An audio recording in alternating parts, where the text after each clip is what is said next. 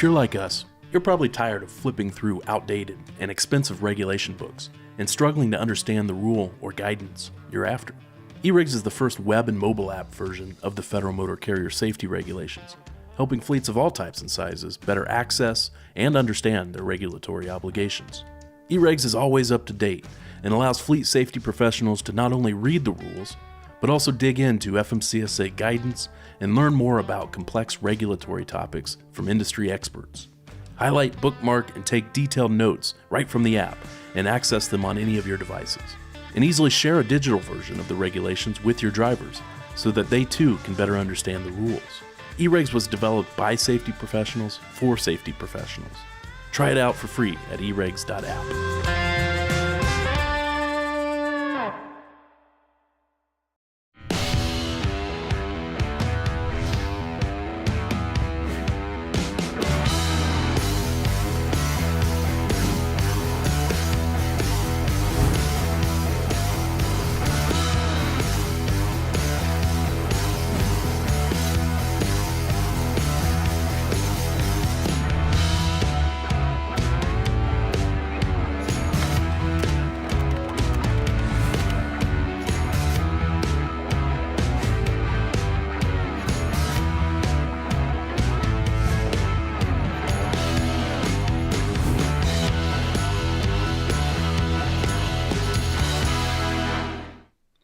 All right, hey everyone, welcome to episode 43 of Trucksafe Live, a show where we and our guests tackle the hot button issues impacting highway transportation. I'm Brandon with Trucksafe and Childress Law, both of which are dedicated to helping motor carriers develop and maintain cutting-edge safety programs. Excited to be back for another show this month. We're doing a lot more shows as of late. Just a lot to talk about recently. So today I'm excited to have a special guest with us today, Mr. Jack Van Steenburg. Former Chief Safety Officer for the FMCSA. I'm interested to talk with him, particularly now in election season. We're getting pretty close to a potential change in administration. Obviously, we'll have to wait to see if that actually happens, but I'm more interested in what that might mean for FMCSA and what carriers might be able to expect if that were to happen here come 2025. So looking forward to that discussion. Should be a great one. If you're here with us live, make sure to say hey in the comments. Always like to see who's around. And as we go along, as always, if you have any questions or thoughts on the topic, be sure to throw them in the comments section, and we'll get to them as you raise them. First up, I want to thank the sponsor of the show, which is Taking the Higher Road, Legacy Builders, and Freight Waves Production. Taking the Higher Road is a special podcast dedicated to addressing the trucking industry's greatest challenges, driver recruiting, retention, and compliance. Each week, host Jeremy Raymer, 20-year industry veteran and founder of Driver Reach, and Legacy Builders interviews industry experts and thought leaders who bring their insights to the driver life cycle. Be sure to check them out wherever you get your podcast.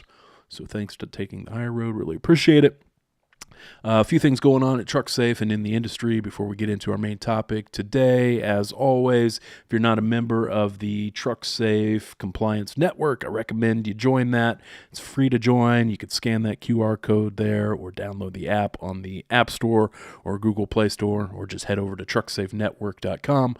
This is the space that we've developed for fleet safety professionals to gather together, learn from one another, ask questions, and also access all of our DOT compliance-related content that we have pushed out over the years.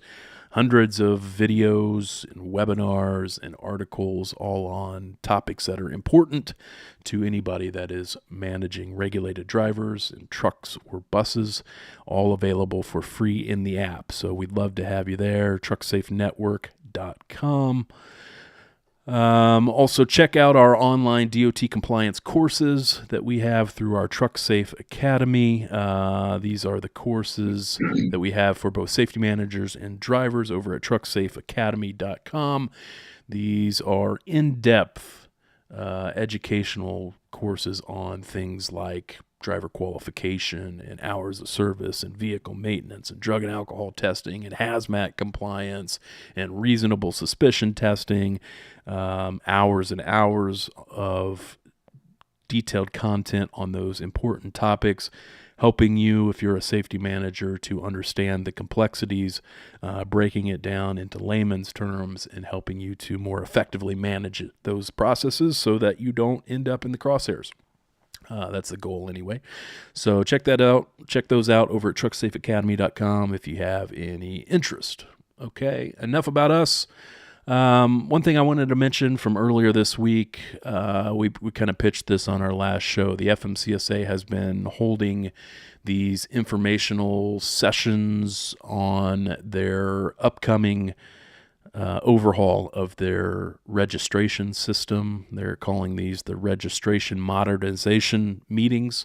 And they had one earlier this week that I attended. I think this was their third or fourth meeting on the topic, where they are giving a sort of preview of what the new registration system will look like. This will be taking over for the unified registration system, or the URS system, which has been in place for a few years, or several years now. And obviously, by the name of these meetings, the big part of this is to modernize that system and hopefully make it a little more user-friendly for carriers that are or new carriers that are looking to register for a new USDOT number or get a new operating authority, that type of stuff. But there's a lot more that goes into it, as I found out in this meeting earlier this week. I will tell you a few things that I learned from the meeting. This is kind of what might be in store come the first release of this updated system, which is now slated for 2025. They didn't get into specifics on the date that it will be released or even the month that it will be released. They did say, though, that it is slated for 2025. And generally speaking, again, it will modernize that registration system, but also a big part of this is to try and get a better hold on, or a better handle on, fraud, which appears to be ramping up over the last couple of years, and even more so in the last several months. And so some of these potential changes or proposed changes are ostensibly going to address the issue of fraudulent actors trying to get new DOT numbers or purchase numbers or whatever they do to defraud carriers and others in the industry, brokers and stuff like that. So that's a big part of it. One of the big takeaways here, if you're not familiar with these changes, is that the FMCSA is planning to do away with MC numbers, which have historically been the designation for operating authority. So if you're a for-hire motor carrier and you've got interstate for-hire motor carrier operating authority, or if you've got brokerage authority, then those authorities have historically been tied to an MC number. And that number is in addition to your USDOT number, which is your registration number that you also have to have as a regulated motor carrier. That USDOT number has historically been more about safety, and it's kind of where your safety metrics live, your CSA scores, and all of your registration details, like what types of commodities you haul, stuff like that. But it's been separate from the MC number. But going forward, the plan is to get rid of the MC numbers, retire those, and transition to a system where we just use the USDOT number as the designator for motor carriers of any type. And from what I understand from that meeting that I attended, there will be some kind of a suffix on the end of the USDOT number to designate what types of operating authority you have, if any. I don't know what those will look like, but they did say that you won't have to change your truck markings because of that suffix. It will still just be a requirement that you mark your vehicles, your commercial motor vehicles, with your USDOT number. So these are going to be pretty significant changes, obviously. And I didn't even get into really, but again, the big part of this is the fraud prevention. So they are beefing up the efforts to cut down on fraud through things like things they've already done, two-factor authentication through login.gov. Nowadays, they require whoever is applying for the operating authority to submit a copy of their driver's license. From what I understand going forward, in addition to that, they have also contracted with a company that will help verify identities by not only taking a copy of the license, but also making you like take a selfie of yourself next to the license or something to that effect to verify you are who you say you are. So there's going to be a lot of that and a lot of kinks to work out, which they are doing now. And like I said, the idea being that this will go live sometime in 2025. And there's going to be a lot to it, it seems like. So just keep in mind that that's coming up. Matt's saying, is that document on the CFR website, FMCSA website? So they do have set up. That particular slide I showed was just a slide from the presentation. I don't know if that specific document is available on the website, but they do have a specific website set up for these potential changes to the registration system. I think if you just Google FMCSA registration modernization, you should be able to find that website. I was on it yesterday. So it's got some pretty good information about what's in store. All right. So I just wanted to mention that because that will be a significant change. And then also, in terms of kind of what's coming down the line, from a rulemaking standpoint, usually towards the end of every year, we do a show where we kind of have put together an outlook of what's to come, what carriers might expect in the new year from a rulemaking perspective. So we will plan to do that probably sometime in December. So be on the lookout for announcements about that. Best way to stay up to date with everything we've got going on at Trucksafe and all this type of industry news is by subscribing to our newsletter. You could do that over at trucksafe.com/subscribe. All right. So moving on then to the main topic of today, which is getting a better understanding of the FMCSA, the agency that regulates interstate trucking companies, truck and bus companies. It's the agency that we at Trucksafe are primarily working with on behalf of our motor carrier clients on a day in, day out basis. And, we've got a good understanding of how they work, and we've worked with several folks at the agency over the years. But what I find is that a lot of the motor carriers we work with, a lot of our clients, just don't really have a good feel for how things work in the agency, how they pass their rules, how they prioritize issues to address through rulemakings, or how they enforce those rules. And so I thought it would be good to get an inside look at that, about the inner workings of the FMCSA and that type of stuff. So I'm excited to bring on Jack Van Steenburg. He's the principal founder of CMV Safety Experts, LLC, safety expert who assists motor carriers, attorneys, and insurance companies with regulatory compliance, safety planning, crash analysis, labor, broker, and litigation matters. Before starting his own business, Jack spent 15 years at the FMCSA, including as the agency's first executive director and its chief safety officer. Jack, welcome to the show. Appreciate you being here. Thanks, Brandon. Thank you for the invite, and I learn an awful lot from you every week, too. Well, I don't know about that, but I appreciate the kind words, and thanks so much for being here. Can't see your shirt now, but you showed me beforehand. You're rooting for the Yankees. You're ready for the game tomorrow, right? There we go. All right. Yeah, just like I told you, my boys are excited about that game or about that series because they're big Aaron Judge fans. So yeah, looking forward to that. But anyway, just wanted to start out maybe for those who aren't familiar with you, maybe you can give us a little bit of background about yourself, how you got into the industry in the first place. Well, it's interesting how I get into the industry. I know I worked for the New York State Police for 25 years. Started out as a trooper, came up the ranks, but I was about to make lieutenant. And the superintendent at the time says, I'm going to make you a lieutenant and I'm going to put you in charge of the MIXAP program. I said to myself, Jack, what is MIXAP? I didn't know. So I accepted it. It was a promotion. I transferred up to headquarters in Albany, New York, and learned a little about the MIXAP program. And what I found— Did you learn what it stood for? I did. I actually did. So a lot to learn in that. And then I did find out a lot of acronyms. But I got involved. I got involved with the Commercial Vehicle Safety Alliance, and I took an interest in the Motor Carrier Safety Program in its entirety. I got to work with a lot of federal employees at, motor carriers at the time. Originally, it was with Federal Highway, and I got to know a woman named Annette Sandberg. Annette and I talked. She was the chief at the Washington State Patrol, went on to NHTSA and then FMCSA. And, her and I talked, and there was an opportunity to go to the DC, and I interviewed for a position.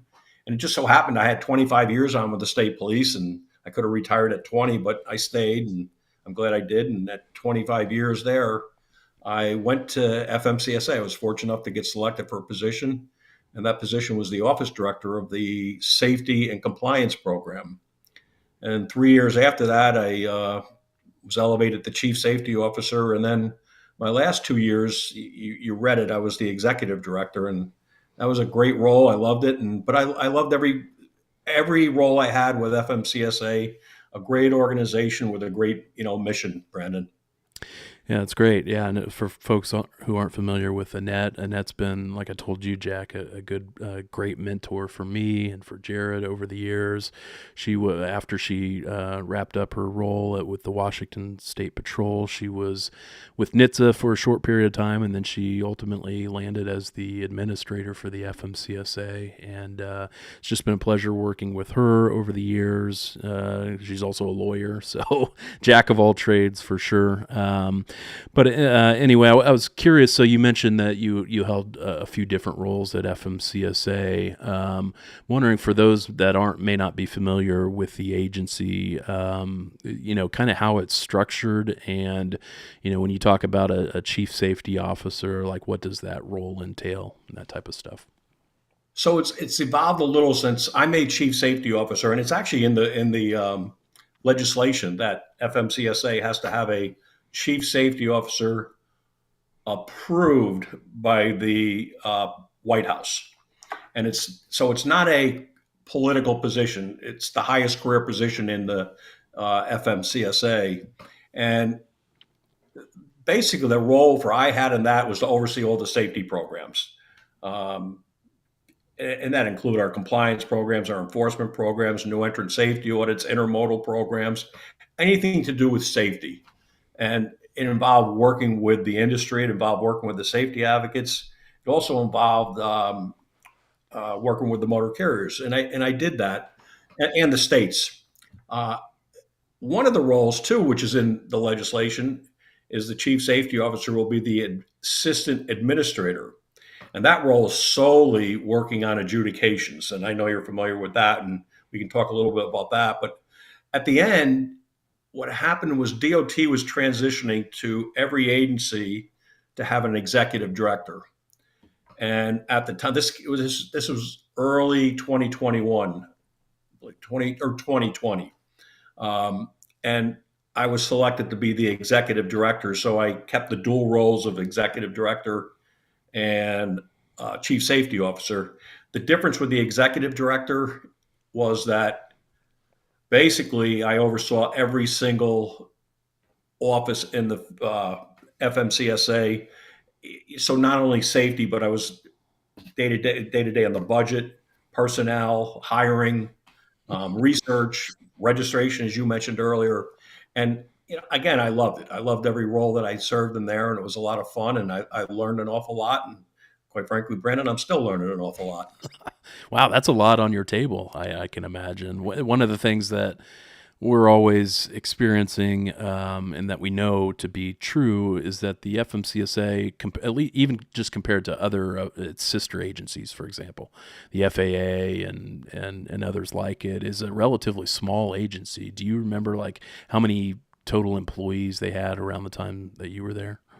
Yeah, about 1,200 employees, 320 maybe safety investigators there. And you're absolutely right about small agencies, because when the bipartisan infrastructure law was coming out, I was in weekly meetings with the secretary's office with all the other agencies, and the emphasis was always usually on federal highway, and I understand, and FAA. So, we took a back seat, obviously, prioritized the programs, but a lot of emphasis was on federal highway, like billions and billions of dollars for infrastructure and FAA. So, Yeah. Well, and yeah, I mean, and what I think a lot of people miss is, that 1,200 employees or so are responsible for essentially regulating almost, I think if it's not over, it's close to 800,000 regulated truck and bus companies in the United States. So it's a huge universe of regulated entities that relatively small agency is in charge of, and I suspect that that's kind of where the MCSAP program that you mentioned comes into play, along with some other prioritization efforts. You mentioned that word, and I think that's an important part of the FMCSA's inner workings nowadays, at least from my perspective, is, given that it's a pretty small agency and that it's got such a big universe of carriers to manage, how is it that the FMCSA prioritizes its time and ensures that it is able to go after what would be the most risky carriers in its view? so you're right about the universe, and I always used 800,000, and there's ways to look that number up on the FMCSA database. I always go look up at the handbook, the safety handbook that they put out every year, and that's my staple where I go and look up my data. And you talk about prioritization, and I'm going to bring it up, but we have to somebody asked me when I was at FMCSA, what do I do on a regular basis? What bothers me? And what bothers me and what I do and what I think about was what carrier that I have to visit on a daily basis. And it was all about evaluating risk. And for FMCSA, risk ties into the CSA program, Compliance, Safety, and Accountability Program. And that started as a prioritization based on risk for FMCSA on how they're going to schedule compliance reviews. And they prioritized it based on high risk carriers, there was a legislative mandate to conduct compliance reviews on those high risk carriers. Then they broke it down into moderate risk, and then they broke that further down into risk. And so it's all about CSA to FMCSA was all about risk. And FMCSA does about 8,000 to 9,000 compliance reviews a year. Schedule them basically based on risk. There's other ways to get yourself, you're in a crash, FMCSA could visit you, or a complaint, they could visit you. And then the states do about 4. So there's about 13,000 compliance reviews a year. And that's not a lot compared to the 800,000, universe that FMCSA has to regulate. Yeah, and I think the last numbers I saw is, and something we always say is historically the audits, the on-site compliance reviews were the primary way that the FMCSA and its predecessors kind of enforced its regulations, and those are the things that result in what we know as safety ratings today, which we can talk about here in a little bit. The 3-tier rating system: satisfactory, conditional, unsatisfactory, and the latest numbers I saw is like upwards of 95% of the 800,000 regulated carriers don't have a safety rating because they have never gone through one of those compliance reviews that would result in a safety rating. So, we've got a huge universe of carriers that have never been visited by the FMCSA. And so I think that's what a lot of carriers miss is when, the CSA, for all of its problems over the years, widely derided for many reasons, some of which are justified, others of which probably not so much. I think your point is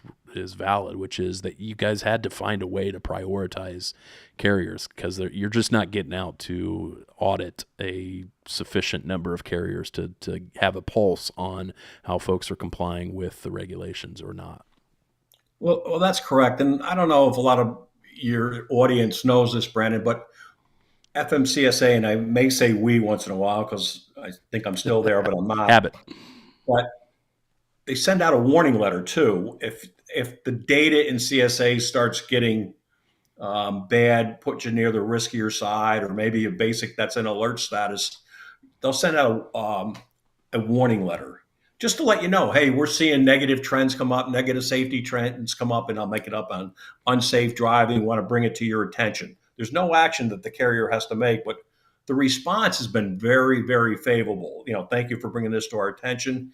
And then we look at those carriers after that letter goes out. We look at it maybe 6 months later, a year later, and what we see is the carriers, in most cases, really improve. So that warning letter has an impact on it too. So it's not just the on-site compliance reviews that we do, or the off-site compliance reviews. We do touch them with those letters. Yeah, one of the what I have to imagine is what was an unintended consequence of the CSA platform that I'm sure you're no doubt familiar with, is how many other stakeholders in the industry would latch onto that system and start using it for their various purposes. We regularly see shippers and brokers using the system to try and judge whether they want to do business with a carrier or not. And then we also see it in the insurance world for sure as well, with insurance carriers kind of using that as a tool to help them, maybe set the rates for the premiums for the insurance. What was the agency's reaction to that when that started to become more and more prominent? And what's the current thinking in whether that system is suitable for those particular purposes?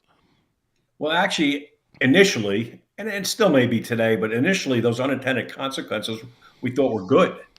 More people are paying attention to the trucking industry, the motor carrier industry, and that would make the motor carrier industry pay attention to their own operations a little bit more, because not only were the feds paying attention, but like you mentioned, the broker industry, the shipper industry, the insurance industry, household goods industry, attorneys, a lot of people were paying attention to it.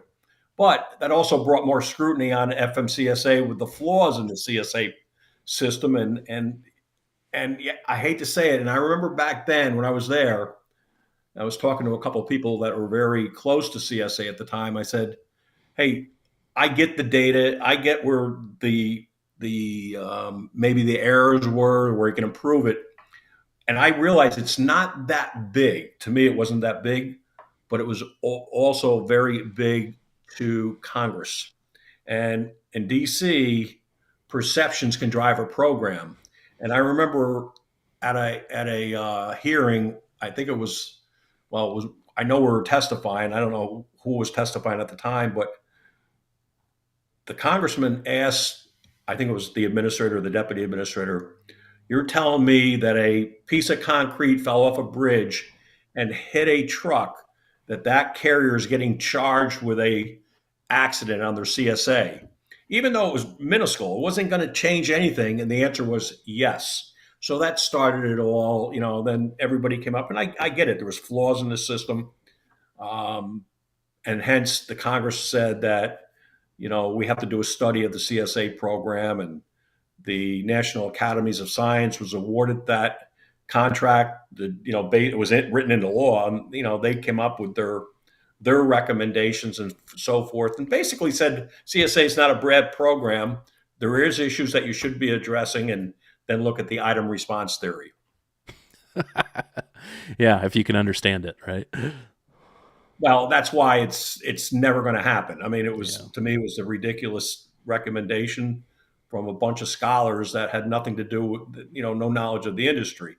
Um, and Yeah. I know FMCSA wants to change it going forward. I see some of the changes. I like some of the changes, but I have to point out one of the things that was not addressed, and I really think it needs to be addressed, is that statewide disparity between the enforcement.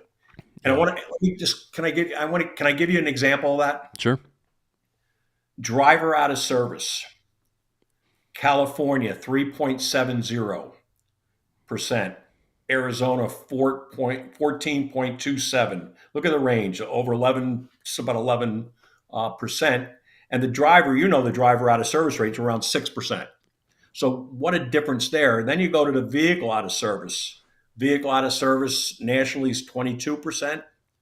Mississippi, 9.78%. and Nebraska 42.77%. I mean, 33% difference. So, that's a huge difference. And I Yeah. get the impact on the industry. And what they're saying is, hey, if we drive in Nebraska, it's not, or it's really we're going to get hurt. Yeah. Um, I'm from Indiana, and the thing we were always arguing with it, because Indiana was big on speeding violations. So if you would look at Indiana relative to other states, you would see a disproportionate number of speeding violations written up for carriers with large operations in Indiana. And so the effect of that in CSA that we saw through the data was that carriers with heavy operations in Indiana, relatively speaking, had a worse unsafe driving score than carriers that didn't have as much operation in Indiana. And so, yeah, I was right there with everybody kind of trying to make that point. It's like, we shouldn't, carriers, it doesn't make much sense to have them prioritized for audit just by happenstance where they happen to be located in the country and how those particular state agencies choose to prioritize issues to enforce in roadside inspections. So I agree. That's one issue that to date has not really been addressed, and that I think the FMCSA specifically declined to address in what they are proposing to change the system here coming up. and they have, and who knows? It might catch on in Congress again, and may address it. But Congress does drive a lot of the programs that FMCSA does. And you go back to, we talked about safety fitness determination. You and I in Yeah. past conversations, and there was a push to do safety fitness determination. I think there was a rulemaking out years ago, and I'm the one who pulled it. I'm the one who said we have to pull it because it was solely Yeah. based on CSA. CSA. Yeah. And that was when all the flaws were. And I said we can't put out a safety fitness determination based on the flawed foundation that was going to drive it. So I said we Yeah, got to pull.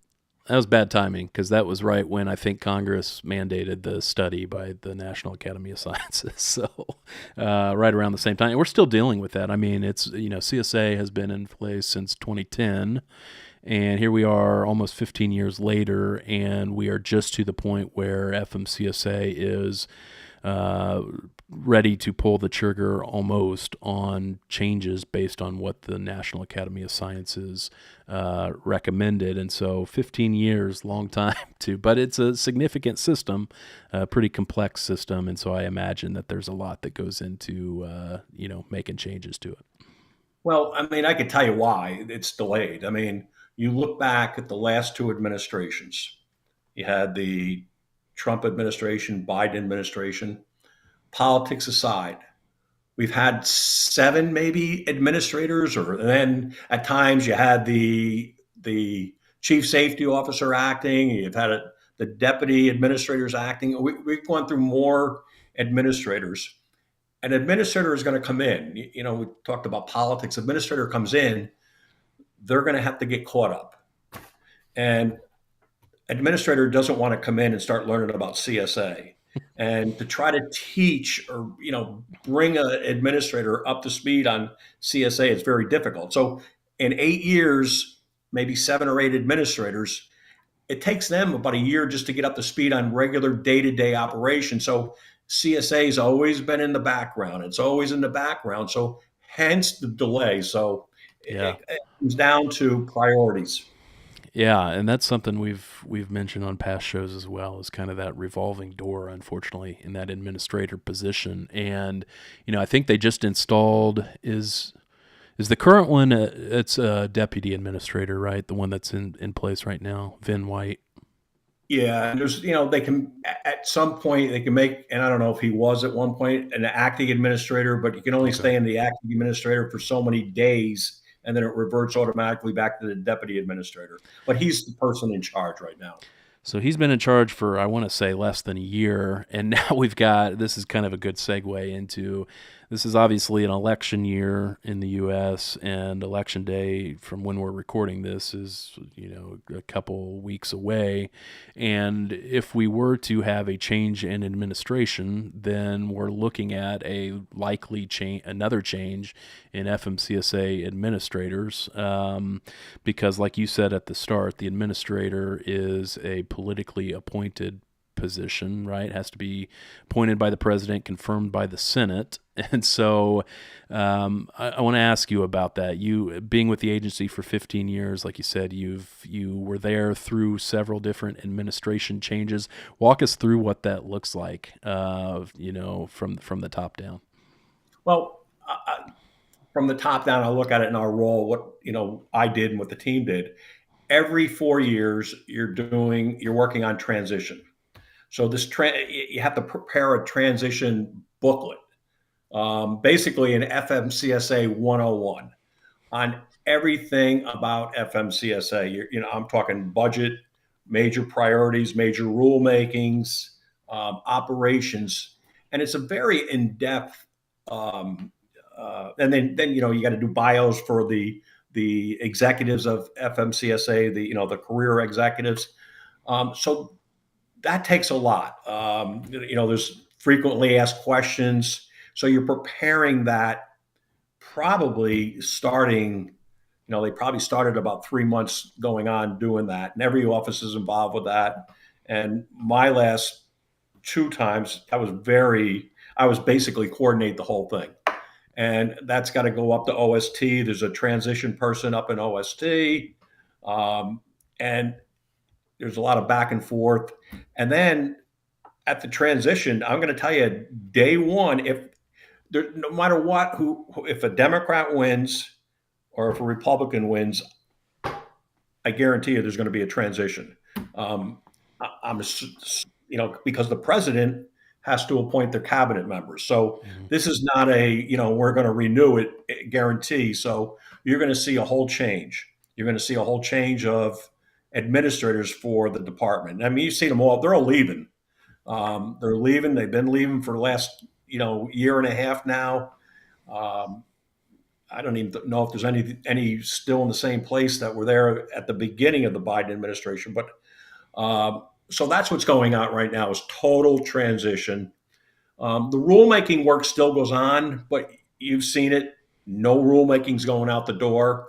And that's basically, I've learned that over the years. And that's basically because of the Congressional Review Act, where so many days out, I think 6 months before an administration change, there's a requirement that Congress can review any rulemaking that's passed, and they have to justify it. So that's what's going on. Is rulemaking is still going on, but you've seen by the delays in the dates, the projected dates, that nothing is going on before this election coming out. So, but right And I now think it's still transition, Brandon.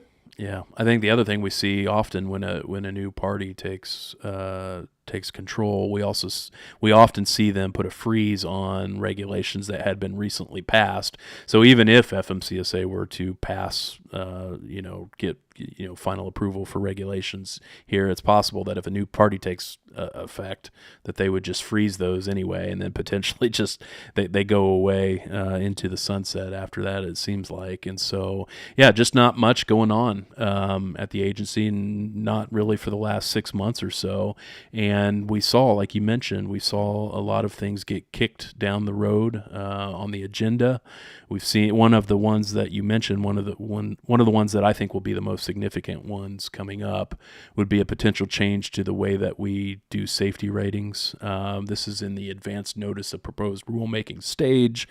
The agency has already held a couple of listening sessions that I've attended on that, and this would be, and this is something that you mentioned that the agency had already started back in 2015 or 2016 that you ultimately pulled the plug on, but now they are revisiting the idea of potentially changing up the way that we do safety ratings. So I'm curious, I know you have thoughts on this because I've seen you post on it. Curious on your thoughts on the efficacy of the current safety rating methodology and where you think it might be going here in the next couple of years or so. Well, the date that I think they put out now for the notice is June of 2025. I think, and what I know and what I feel, they're going to tie it into CSA again and the carrier's inspection history, maybe out of service history, but they got to get the CSA. They got to change that CSA program first, so they can work out all the kinks of the new proposed CSA or CSA program. Keep in mind, CSA is not a rulemaking. It's just Yeah. it's a system that FMCSA uses. I mentioned, and then obviously everybody else uses it as well. But so they got to get CSA out first, the changes to that, work out the kinks, and then go forward with that new notice of proposed rulemaking on safety fitness determination. I don't know where they are specifics, but I know what we were looking at was getting rid of the conditional, getting rid of that. Maybe just have a not unable to operate or can operate, which is today's unsatisfactory, and maybe get away with the satisfactory. I don't know where they're going to go. I don't know what the comments are going to be. That I think a lot of people will agree with getting rid of the conditional. They do want to tie it into roadside inspections, preventable versus non-preventable. And I also know that they plan on updating the critical and acute violation list, which is terribly outdated. I mean, I think you and I talked, even before you even asked me to be on this, was some of the things I picked up that are not on there, not having a cell phone. It's not an acute. It's not a Yeah. critical, or using the cell phone. Right. Texting is not They don't on. have any clearinghouse stuff on there. Nothing. Yeah. Nothing. And they have a lot of or they don't have the different speeds. Yep. If you look at the CSA, the severity points for driving, I think over 15 is like 10. They don't Yeah. have that. They don't have speeding in work zone. So that's where you're going to see and how to tie this in. And I know the last time they were going to do it, they were going to have a rating process where you could get a rating without a compliance review. So we'll see where they go with that. Yeah, it'll be interesting. So they're very short on the details at this stage, the advanced notice of proposed rulemaking stage. They're essentially just gathering feedback from the industry on where the industry thinks it should go. And we've provided our feedback on that. And it'll be interesting to see what they end up with the notice of proposed rulemaking. We're still a long way off. Anybody watching, this is not going to happen anytime soon. No, I mean, the notices, they're supposed to get the notice out in June of 2025. I'm not a betting man. I don't have any luck in that, but I bet you they're not going to get that out in June of 2025. You don't And have any money on the Yankees? I got to go all out on them in 7. Okay. But, All right.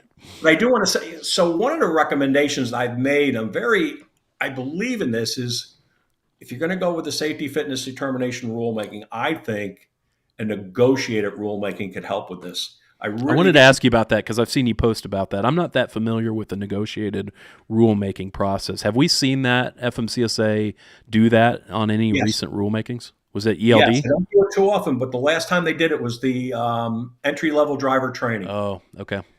And that's a whole other story. I mean, they really work together on this, and you get bright people from the industry and all parts of the industry, the owner operators, the small trucking and the large trucking. You get the safety groups on there. Anybody who has an interest in the subject. But what happened, I go back to the ELDT, the negotiated rulemaking. It was a success. Everybody came up with an agreement. That agreement went to OMB. And that agreement had hours built into it, especially behind the wheel. OMB says, nope, we're not going to approve it. And the administrator at the time was Scott Darling, had to make a decision. Do I let it just sit and go nowhere? Like you see speed limiters and so forth like that. And he made the decision to go along with OMB. And basically it's a performance-based program of the entry-level driver training. And so OMB has an awful lot of influence on these rulemakings. So if we were to pursue that with safety fitness determination, I agree with you. I think that would be the way to go because then we get more people at the table to express their concerns, and then hopefully we end up with a system that works for everybody. Is the idea? Yeah, you could have brokers in that rulemaking or that negotiated committee, insurance people, professionals. So I was advocating that when I was there, and you know, The risk I have to imagine is that you don't really get anywhere because nobody can agree on anything. well, they did it in ELD to ELDT, so it was successful. And there is an FMCSA representative, and that was Larry Miner that was Yeah. overseeing it. So there is someone that's facilitating it all the time, so you don't let the conversation stray. Sure, So sure. I want to talk to you about appeals and adjudication through FMCSA, but first we got a couple questions from the audience here. I wanted to run them by you. So Michael on LinkedIn is asking, will the reversal of the Chevron doctrine have any meaningful impact, positive or negative, on FMCSA operations? Do you have any so thoughts on that? yeah, that's a really good question. And a lot of times we make a decision.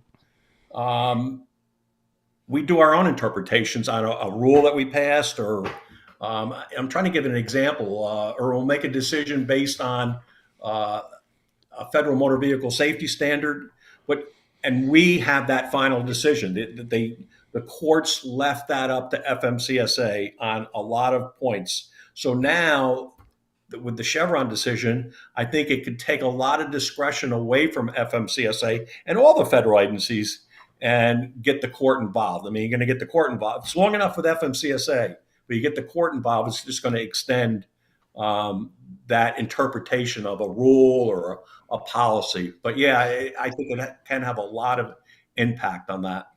Yeah, for those who are not familiar with Chevron doctrine, we've done some articles and videos on the topic. Very, very important Supreme Court decision that came down earlier this year that will have a major impact on agency rulemaking across the board, not just FMCSA. But essentially, the question is, how much deference do we give to the agencies in terms of them interpreting their own statutory mandates that Congress has given them? And for the last 40 some years, the Chevron doctrine had been in place and gave a lot of deference to the agency. The idea being that they are ostensibly the experts in the area. They should know better than anybody what Congress meant by these broad statutory mandates. But that got overturned with the with the was it the Loberbright case, I think. And so now the idea is that the courts are not going to be required to give the agency so much deference. So it's an important question that we haven't seen play out with FMCSA yet. I think when I looked at this, the last time Chevron doctrine had been implicated in an FMCSA case was when the ELD mandate got tied up in court at the Seventh Circuit Court of Appeals. I think the court relied on the Chevron doctrine in deferring to the agency on its handling of the privacy concerns with the ELD mandate. So that's the last I can remember that issue coming up. Okay, but that's Chevron doctrine. Brian's asking, does the agency have thoughts on increasing staff to handle the additional work in the way of medical examiner management, along with getting more carriers out of the non-rated status? I suspect what he's talking about is we had that issue, I think, recently where several of the medical examiners got removed from the National Registry of Medical Examiners because they hadn't gone through the process of getting their two-factor authentication set up. So I think there were thousands of medical examiners removed, and then we also hear regularly tales of medical examiners pushing through drivers who shouldn't have gotten pushing through, or who shouldn't have gotten pushed through. So I think historically to date there's been relatively little oversight of the medical examiners. So I think that's where he's going with the question. So great question. And I mentioned 1,100, 1,200 employees. With the bipartisan infrastructure law, FMCSA was going to hire, and I'm going from memory, which is problematic because I was very involved with that. And I we put together a full hiring plan. So we had maybe an extra 400 FMCSA employees we were going to hire. A lot of them were going to go to the field for safety investigators. A lot of them were going to go to the field to work on the 385-17 process, the upgrade. Safety rating upgrades. Yep. A lot of them were going to go to audit ELDT uh, trainers, Training providers. and a lot of them were going to go for the medical examiner trainers. But what I think you said, Bob, was it or something that Brian. It's Brian, our Brian? friend Brian Runnels, who's on the show with us quite a bit. So Brian, I don't know if you know this, but they do have contractors and they do have databases. I think Volpe's running the database and the medical examiner reviews. So they run this on a regular basis and try to red flag medical examiners that are maybe doing 20 medical exams a day, or they look at things like that. And then that's when they start assigning somebody to it. But there is more resources to put towards that. But there is data review behind the scenes on a regular basis. yeah. Okay.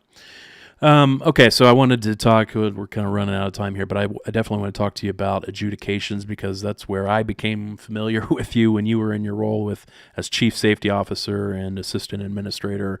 One of the things that we have done for our clients a lot of over the years is file what are called 38515 appeals of safety ratings. So if for whatever reason the trucking company, truck or bus company goes through a compliance review and the investigator makes some mistake in the methodology or the investigation that leads to a downgraded safety rating, a lot of carriers don't know that there's an appeal process that they could go through, which is separate from that 38517 process that you mentioned, where you're essentially admitting to the violations and you're saying, hey, we've corrected the problems. Here's evidence of our correction.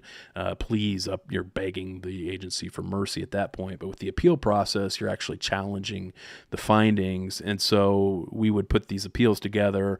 It would go through an administrative review process that you were kind of over. So curious if maybe you could kind of break that process down and what it was like kind of sitting, presiding over those types of appeals.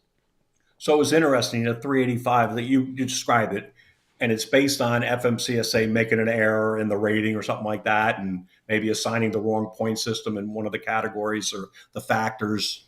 Um, and then, so the system, you would appeal it to the assistant administrator, who was me. And I have to tell you, they did a great job of firewalling me from being an assistant administrator and heading up the safety programs. I thought it was a conflict. So I was always trying to get out of being the assistant administrator and focusing on safety. And at some point, I think it was under Jim Mullen, they did that. And Jim says, we need you at safety. We'll have the adjudication team take over as an acting assistant administrator. But a lot of time went into that. And I've always said, and I don't know if I said it to you, but I wanted to get the decision right. And if I made a mistake in that decision, and if somebody appealed it, I didn't take that personal. You go to data queues, you hear all that stuff, but Yeah. my bottom line was to get that decision right, and I was very open to it.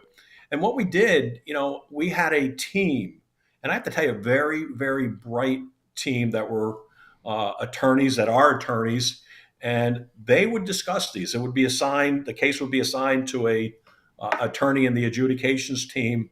Then they would meet with the adjudications attorney chief, and then they would go and meet with, in some cases, the FMCSA chief counsel. And that chief counsel firewalled themselves between the safety programs as well. And then they'd bring me in, and I would meet with the chief counsel. I'd meet with the adjudications team on a regular basis, going over these cases. And it was an interesting, and usually the attorneys are right, and they have the right opinion. I think, and yes, we're going to overturn it. No, we're not. And one of them that bothered me from earlier on, I don't know if you remember, was something about should the carrier have no. I'm a carrier. You do your pre-driver's license check before you hire somebody. 3 months in, he gets in a crash and he has a suspended license. Yeah. The carrier didn't know. Yeah. And that always bothered me. How was that carrier supposed to know? And I was always not arguing with it. I was always playing devil's advocate and that. And what I liked about it was that the attorneys liked that I asked a million questions because I wanted to get it right. I wanted to be fair to the industry, but I wanted to make sure that we're doing it safely. So, but Yeah, that's the process. that was an interesting issue in particular. I remember several appeals dealing with that issue. I think they actually changed the regulation on that because it used to have that knowledge component to it, and then they took that away. So now it's like a strict liability violation where even if your MVR showed that the driver had a valid license, if he later loses that license, even though we're only required to run an MVR once per year, we are still charged with a violation. The idea being, I think, that, hey, we have responsibility for hiring these drivers. They should let us know if they lose their license. We've got to, and so that's how they enforce it nowadays. But yeah, that's an interesting issue for sure. With just a couple minutes we have left here, I wanted to ask you if you have given any thought to and what carriers might expect, if anything, if we get an administration change. What do you think is going to happen if Republicans take office from an FMCSA standpoint that carriers should be most aware of? Anything in particular? Well, based on history, I mean, the Trump administration they had the 2-for-1 deal. So I think you're going to see less regulations.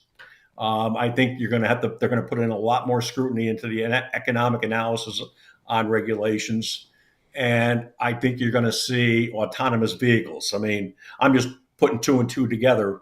Musk is friends with Trump. So I think you're going to see the advancement of autonomous vehicles. And I actually think there's a place in the commercial vehicle industry for autonomous vehicles. So, and they, quite frankly, they are safe. There are some flaws with them. So I think you're going to see that. And I think if you see that Vice President Harris gets in, you're going to see some of the status quo when it comes to the violations. I think you're going to see automatic emergency braking get passed pretty soon after that. And so I think it'll be less regulations, Trump, status quo with Harris. Okay. Well, there you have it. Hey, Jack, I really appreciate you joining me. If folks have any questions for you, if they're interested in maybe hiring you to help them with their safety programs, where can they find you? So I just, thanks for asking that. I do have the Commercial Vehicle Safety Experts. You read it in the beginning. My email is jackvs1@outlook.com. That's JACK, V as in Victor, S as in Sam, the number 1@outlook.com. I don't have a website because I'm retired and I want to be retired, but I've told every carrier that I'm working with and every attorney that I'm working with that if I'm working with you, you're going to get 110%. And I've seen an awful lot of what goes on in the industry. And let me make this point to the carriers that are out there. Satisfactory rating isn't good enough when it comes to litigation. And that I can help you with. And I know you can too, Brandon. And I appreciate the partnership and the friendship. Yeah, that's a great point. Don't rest on your laurels when it comes to safety ratings for sure. So anyway, yeah, like I said, Jack, really appreciate it. Jack's been great to work with from our perspective as well. So if you have any questions, he's also on LinkedIn, I know, and Facebook and stuff like that. So don't hesitate to reach out to him. Jack, appreciate it. We're going to sign off here. Thanks everybody for joining us today. Like I said, best way to stay up to date with what we've got going on is through our newsletter, trucksafe.com/subscribe. You could stay on the lookout for future show announcements. You could watch past shows, stuff like that over at trucksafelive.com.